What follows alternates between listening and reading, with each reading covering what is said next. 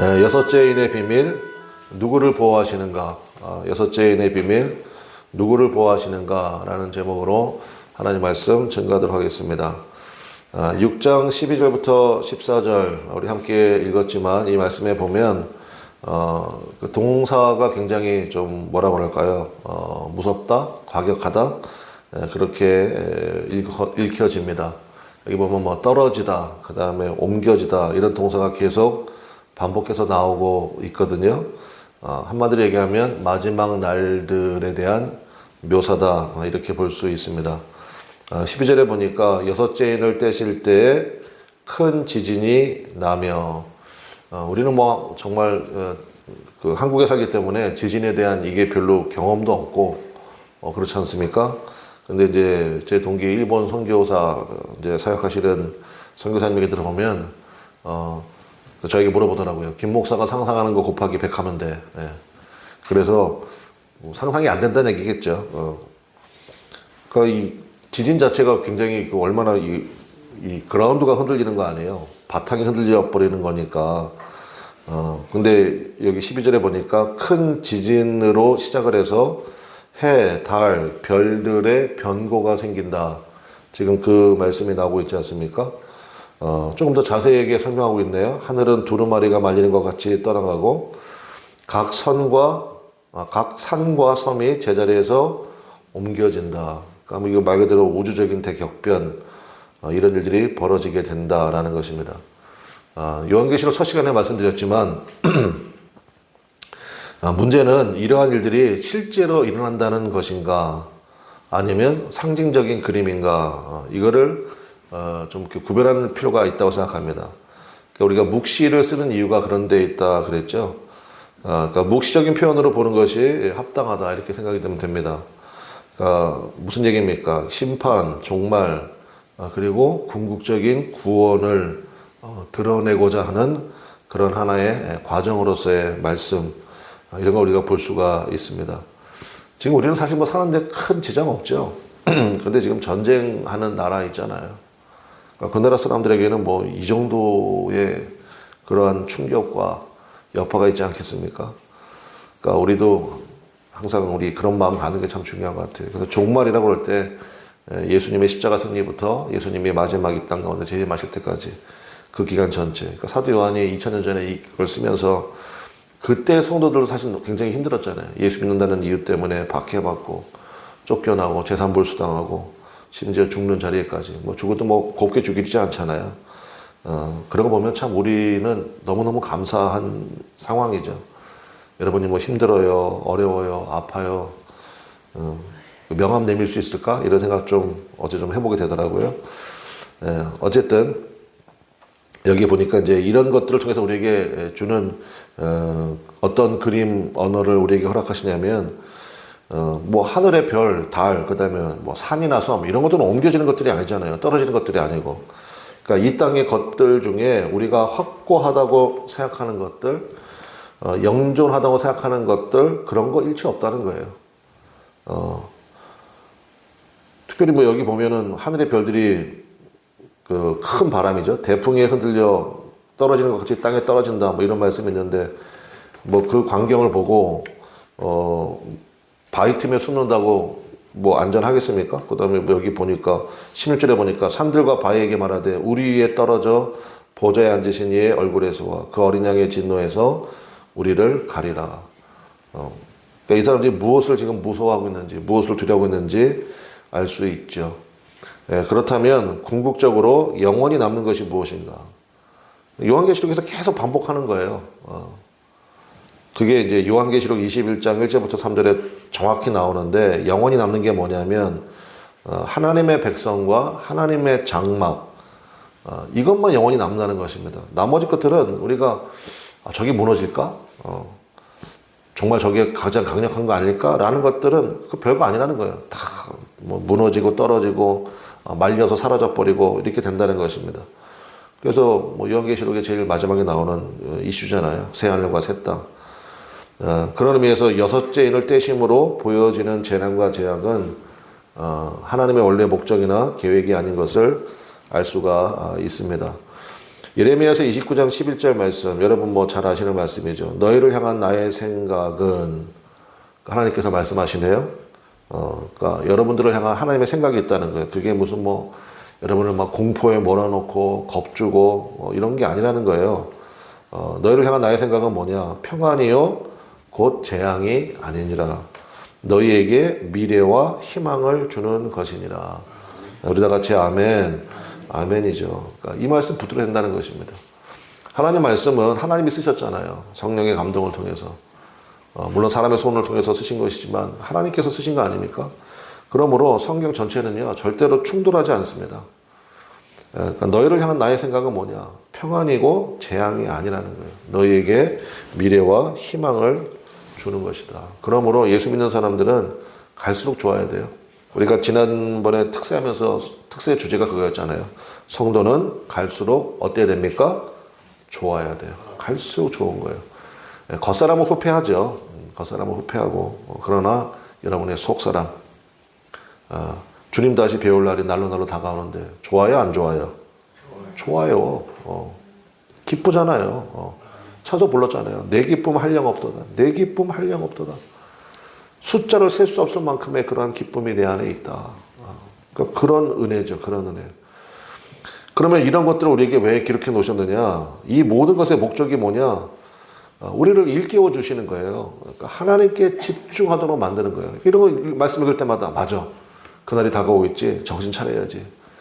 여러분 나라에 뭐 별것도 아닌 세금 낼 때도 고지서를 미리 보내주잖아. 고지서. 그리고 이날 내야 됩니다. 이날까지 안 내면 연체가 붙습니다. 뭐 이런 식의 고지서. 죄송합니다. 제가 비유할 게 별로 없어가지고. 약간 그런 느낌이라고요. 정신 차리라는 거예요. 지금 거기에 매몰되어 있을 때냐. 지금 거기에 신경 쓸 때냐.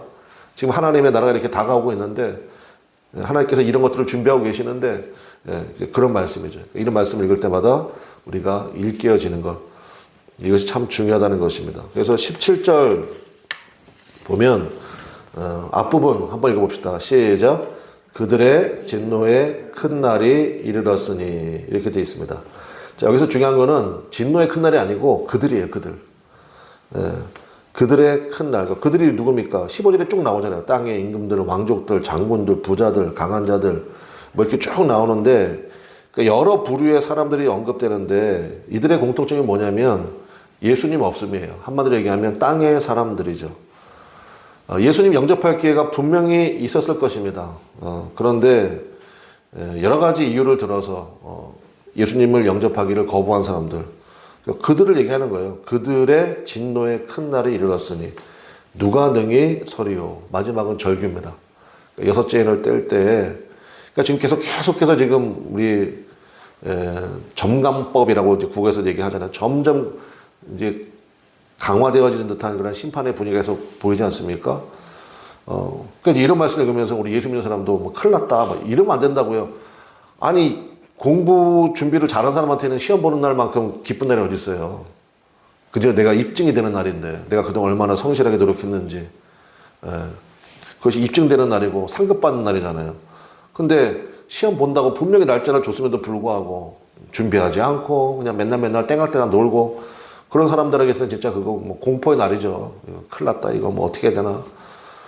그러니까 이런 말씀을 읽을 때마다 우리 예수 믿는 사람들도 그냥 같이 뭐 공포에 떨어가지고 뭐 어떡하냐, 큰일 났다, 이게 아니라 기쁜 날이죠. 우리는 기쁜 날. 그게 이제 7장부터 그런 얘기가 나오는데 7장이 바로 그 내용인데 우리 앞서 살펴봤지만 13절에 특별히 많이 나눈 것처럼 하늘의 별들이 다 떨어질 정도로 강력한 대풍이 있었는데 7장 1절 봅시다. 한번 읽어볼게요. 7장 1절 시작. 이후에 내가 네 천사가 땅 네 모퉁이에 선 것을 보니 땅의 사방에 바람을 뭐하고 있습니까? 붙잡고 있어요. 바람으로 하여금 땅이나 바다에나 각종 나무에 불지 못하게 하더라. 하늘의 별들이 떨어질 대로 큰 바람이 불고 있는데 사도 요한이 딱 보니까 네 명의 천사가 사방 모퉁이, 이제 그 당시에는 지구가 네모나다고 생각했잖아요. 그러니까 사방 모퉁이에 딱 바람을 붙잡고 있다라는 것입니다. 무슨 얘기입니까? 다 무너질 줄 알았는데 붙들어 주시는 역사가 한편에 있다라는 거예요. 그럼 왜 붙들어 주시고 있느냐? 뭐 물어보나 마나죠. 환난과 재앙에서 예수님을 믿고 따르는 자들을 보호해 주시기 위해서라는 것입니다. 그래서 2절에 보니까 또 봄에 요한은 계속 보고 있는 거예요. 다른 천사가 살아계신 하나님의 인을 가지고 해 돋는 데서부터 올라와서 땅과 바다를 해롭게 할 권세를 받은 네 천사를 향하여 큰 소리로 외쳐. 그 다음에 3절 다 같이 읽어보겠습니다. 시작. 이르되 우리가 우리 하나님의 종들의 이마에 인치기까지 땅이나 바다나 나무들을 해하지 말라 하더라. 그러면서 4절에 그 유명한 입맞은 자의 숫자 몇 명이에요? 14만 4천. 이제 그게 나오는 거죠. 이거는 내일 새벽에 좀 자세히 하겠습니다. 14만 4천. 오늘도 확인할 건데. 그러니까 14만 4천의 숫자가 어떻게 나왔냐면은 내일 새벽에 확인할 거지만 간단히 말씀드리면 12 곱하기 12 곱하기 1000이에요. 그 목사님 왜 12하고 12하고 왜 1000을 곱해요? 100을 곱하면 안 돼요? 그러니까 이건 이제 내일 설명하겠다고요. 그러니까 조금만 기다려 주세요. 그러니까 14만 4천 그럴 때 우리가 이 사람들은 이걸 이제 수비학이라고 그래요. 수비학. 숫자의 사회학. 이게 수비학이에요. 제가 말씀드렸잖아요. 8.15 그러면 여러분들 우리들은 가슴이 뜨거워. 뜨거워요, 안 뜨거워요? 뜨겁죠? 8.15. 콜라가 생각나나? 그러면 안 돼요. 여러분 8.15 그러면 우리 광복 이게 막 뜨거운 게 있지. 근데 배 타고 저기 일본 가면 8.15 그러면 잘 모르고 일단은 그 사람들 그냥 패망일이잖아요. 그러니까 느낌이 다르잖아요. 우리의 8.15하고 저들의 8.15하고. 그러니까 14만 4천 그러면 유대인들은 그냥 바로 떠오르는 생각이 뭐냐? 완전한 백성의 완전한 숫자의 무한한 규모 이걸 딱 떠오르게 된다라는 것입니다. 그래서 14만 4천이라고 얘기했다가 내일 살펴보겠지만 9절 봅시다. 자, 9절 7장 9절이에요. 7장 9절 시작. 이일후에 내가 보니 각 나라와 족속과 백성과 방언에서 그다음 뭐라고 되어 있습니까? 아무도 능히 셀 수 없는 큰 무리가 나와 흰옷을 입고 손에 종려가지를 들고 보좌 앞과 어린 양 앞에서 서서. 그러니까 여기도 만약에 이제 14만 4천이 진짜 뭐 여호와의 증인 얘기하든 신천지가 얘기하든 그 숫자라고 그러면 여기도 14만 4천이라고 써놔야죠. 똑같이. 근데 똑같은 얘기거든. 14만 4천을 다른 말로 하면 뭐예요? 아무도 능히 셀 수 없는 큰 무리, 완벽한 무리, 무한한 규모 이렇게 볼 수 있다라는 것입니다. 그래서 이건 내일 새벽에 다시 한번 자세하게 설명을 좀 드리겠습니다. 근데 이 요한이 사도 요한이 요한계시록을 기록할 때 사실은 뭐 여러분도 많이 들어보셨겠지만 에스겔의 이미지를 다 가져온 거예요. 그러니까 구약 성경에 에스겔의 이미지를 모르면 사실은 요한계시록의 이미지가 선뜻 다가오지 않거든요. 그러니까 요한은 분명히 에스겔을 많이 읽었을 거고 묵상도 많이 했겠죠. 그래서 우리 에스겔서를 한번 가보겠습니다. 에스겔서 9장 구약 성경 에스겔서 9장 3절부터 6절이에요. 1160페이지로 한번 가보시죠. 1160페이지. 여러분도 아시겠지만 에스겔은 포로기 선지자입니다. 그러니까 이제 바벨론에 망했잖아요, 나라가. 1차 포로 때 다니엘이 끌려가고 2차 포로 때 에스겔이 끌려가고. 에스겔이 그 바벨론에 있는 그발 강가에서 포로로 끌려왔으니까 중노동하고 있었거든요. 그때 하나님께서 주시는 영혼의 눈이 열린 거예요. 그래서 이제 포로 시기를 겪으면서 활동했던 선지자가 에스겔 선지자입니다. 그럼 사도 요한하고 비슷한 배경이죠. 그렇죠? 예수 믿지만 엄청난 박해 가운데 있는 뭐 포로로 끌려와서 중노동하고 있는 비슷하잖아요. 자, 그때도 묵시가 나오는 거예요. 상징적인 그림 언어, 여기 뭐 내생물 이미지도 나오고 그러는데, 자, 에스겔서 9장 3절부터 2절 봅시다. 2절을 먼저 봅시다. 2절 9장 2절 다 같이 읽어보겠습니다. 시작. 내가 보니 6사람이 북향한 윗물길로부터 오는데 각 사람의 손에 죽이는 무기를 잡았고 그 중에 한 사람은 그 다음이 중요합니다. 뭐라고 되어 있습니까? 가는 베옷을 입고 허리에 서기관의 먹그릇을 찼더라. 그들이 들어와서 롯 제단 곁에 서더라. 가는 베옷을 입고 허리에 서기관의 먹그릇을 찬 사람 있습니다. 찬 존재가 있어요. 3절. 그룹이라는 것은 이제 체루빔, 천사들의 무리를 얘기하는 거거든요. 그룹에 머물러 있던 이스라엘의 하나님의 영광이 성전 문지방에 이르러니 여호와께서 그 가는 베옷을 입고 서기관의 먹그릇을 찬 사람을 불러 여호와께서 이르시되 너는 예루살렘 성읍 중에 순행하여 그 가운데서 행하는 모든 가증한 일로 말미암아 그다음 뭐라고 되어 있습니까? 탄식하며 우는 자의 이마에 뭐를 하고 표를 그리라 하고. 이게 바로 임치는 거거든요. 이마에 표를 그리라 하고. 5절 그들에 대하여 내 귀에 이르시되 너희는 그를 따라 성읍 중에 다니며 불쌍히 여기지 말며 긍휼을 베푸지 말고 쳐서. 6절 다 같이 읽어보겠습니다. 시작. 늙은 자와 젊은 자와 처녀와 어린이와 여자를 다 죽이되 누구는 죽이지 마요. 이마에 표 있는 자에게는 가까이 하지 말라. 내 성소에서 시작할지니라 하시매. 그러니까 이 시대, 그러니까 에스겔과 요한계시록의 이미지 무슨 얘기인지 아시겠죠? 그러니까 이마에 표를 하라는 거예요.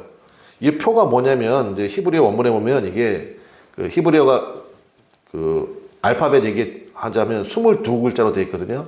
근데 맨 마지막 글자가 타우예요. 타우라고 되어 있는 글자가 있어. 그걸 쓰고 있습니다. 타우. 근데 왜 타우일까? 근데 이 타우를요, 이 바벨론 시대에는 어떻게 쓰냐면은 X표를 그리거나 십자가를 그렸어요. 이게 타우가 그 뜻이, 타우가 그거예요.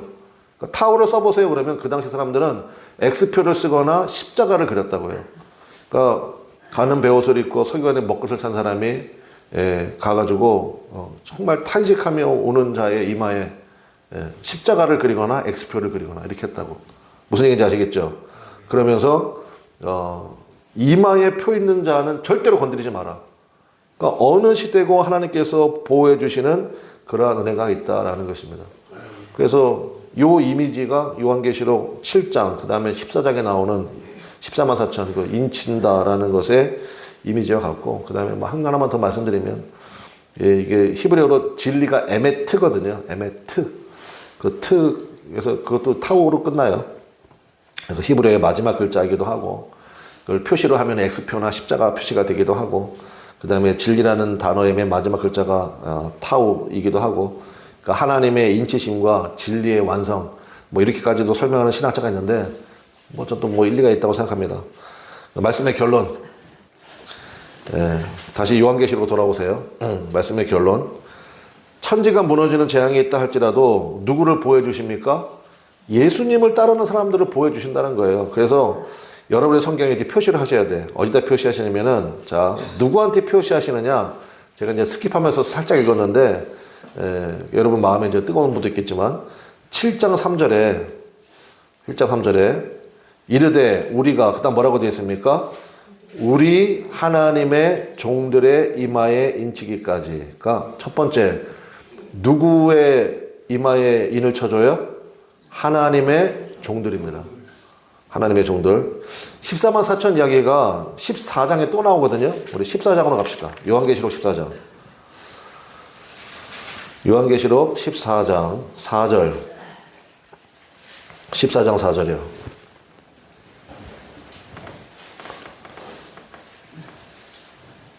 찾으셨나요?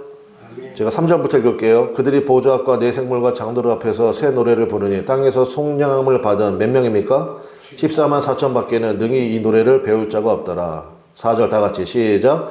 이 사람들은 여자와 더불어 더럽히지 아니하고 순결한 자리. 그 다음 굉장히 중요한 거 시작. 어린 양이 어디로 인도하든지 따라가는 자며. 예, 거기입니다. 그래서 14만 4천에 꽂혀가지고 그거 뭐 분석하고 그게 중요한 게 아니에요. 그러니까 우리가 성경 전체를 우리가 이제 그래서 조망하는 게 굉장히 중요한데, 그 에스겔 시대에도 가장 어려운 시대에도 하나님께서 늘 보호해 주신 것처럼, 그 사람들이 알아들을 수 있는 언어로 보호해 주신 것처럼 이 시간에도 마찬가지예요. 앞으로도 마찬가지일 거예요.